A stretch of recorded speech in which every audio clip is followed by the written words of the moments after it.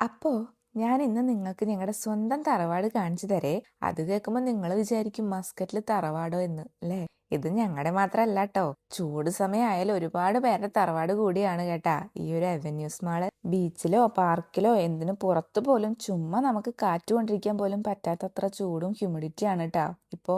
അതുകൊണ്ട് തന്നെ ഒട്ടുമിക്ക പേരും ഇപ്പോൾ ടൈം സ്പെൻഡ് ചെയ്യണത് ഇതുപോലത്തെ മാളുകളിലൊക്കെയാണ്. പിന്നെ ഞങ്ങളുടെ ഫ്ലാറ്റിന്റെ തൊട്ടടുത്തായതുകൊണ്ട് തന്നെ എപ്പോഴും വന്നു പോകാൻ സുഖമാണ് കേട്ടോ. അതുകൊണ്ടാണ് ഞാൻ ആദ്യം തന്നെ നമ്മുടെ തറവാട് എന്ന് പറഞ്ഞത് കേട്ടാ. മിക്ക സമയത്തും ചുമ്മാ കറങ്ങി നടക്കാൻ വേണ്ടിയാണ് കേട്ടോ ഞങ്ങൾ വരാറ്. പിന്നെ എന്തേലുമൊക്കെ കണ്ടാ അതങ്ങോട്ട് വാങ്ങിക്കും. കൂടുതൽ ടൈമും ഫുഡ് വാങ്ങുന്നതാണ് ഞങ്ങളുടെ പതിവേ.